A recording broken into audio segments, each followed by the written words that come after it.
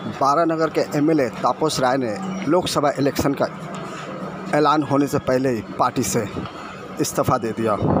आज उन्होंने विमान बनर्जी, ममता बनर्जी, अभिषेक बनर्जी को अपना इस्तीफ़ानामा भेज दिया है। उन्होंने कहा है कि पार्टी में जिस तरह से करप्शन और संदेश खाली का मामला आया है, इससे हमें बहुत तकलीफ़ है और ईडी हमें बहुत परेशान कर रही है और मेरे साथ कोई भी टीएमसी लीडर खड़े नहीं नज़र आ रहे हैं, ना ही किसी ने कोई कुछ कहा, इसलिए मैं पार्टी से इस्तीफ़ा दे रहा हूँ।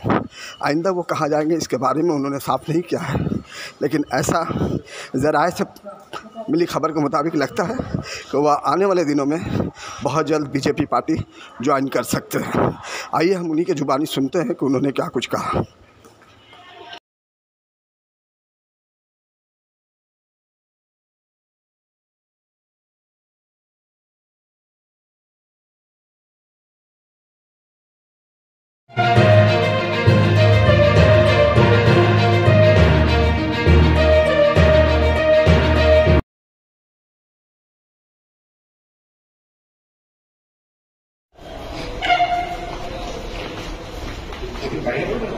না না বলাগুলো কি আছে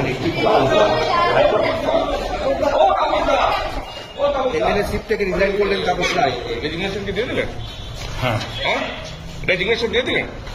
রেজিগনেশন দিলাম, অনারেবল স্পিকারের সামনে দিতে হয়, সই করে দিতে হয়। হ্যাঁ তো ওনার সামনে সই করে হ্যাঁ মেম্বারশিপ থেকে রিজাইন করলাম। মানে এমএলএ পদ থেকে? হ্যাঁ, ওটা তো মেম্বারশিপই বলে। আর অন্যান্য পদগুলোর রেজিগনেশন তো দিতে হয় না, এমএলএ পদ দিলেই তো অটোমেটিক্যালি। আমি 1 তারিখে দলীয় যত সাংগঠনিক আমার পদ ছিল সবগুলো থেকে আমি রিজাইন করেছি। কাকে দিয়েছে?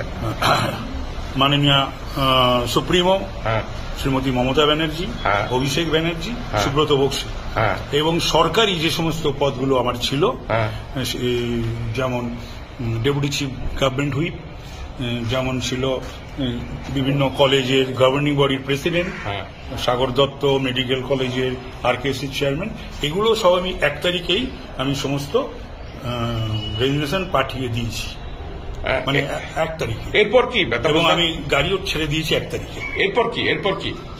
না, এরপরটা পর বলবো। এরপর বিজেপির কি ক্যান্ডিডেট হবে? আমি জানি না, সেটা কি করে জানবো? এইটা বলার অধিকার আমার আছে। হ্যাঁ, বিজেপিকে যোগ দেবেন? দেখি, সেটা আমি এখন ভাববো। এখন তো আমি নিজে একটু ফ্রি বার্ড। এখন আমার সঙ্গে 23-24 বছরের তৃণমূলের সঙ্গে যাবতীয় যে আমার সম্পর্ক, সেই সম্পর্ক ছিন্ন হলো।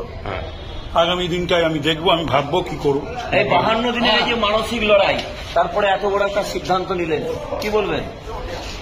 52 দিন তো বটেই, একটু বেশি করে, তার আগের থেকেই ছিল, অনেক দিন ধরেই ছিল। কিন্তু ইদানিংকালে, আমি তো বললাম, ইদানিংকালে যে এত এই দুর্নীতি দুর্নীতি দুর্নীতি, এখানে যাচ্ছি শুনছি, অ্যাসেম্বলির ভেতরে, অ্যাসেম্বলির বাইরে, তারপরে এই আমাদের এই যে ঘটনাটা ঘটল সন্দেশখালী, সেই সমস্ত ব্যাপারগুলো আমার মনকে খুবই নাড়া দিয়েছে। আর আরেকটা কথা, সুদীপ বন্দ্যোপাধ্যায় কি বার্তা দেবেন? না না, ও সমস্ত কোনো বার্তা টার্তার কোনো ব্যাপার ট্যাপার নাই। রাজনীতির ময়দানেই হবে। আর তারপরে তো এই ঘটনাগুলো রয়েছেই। দাদা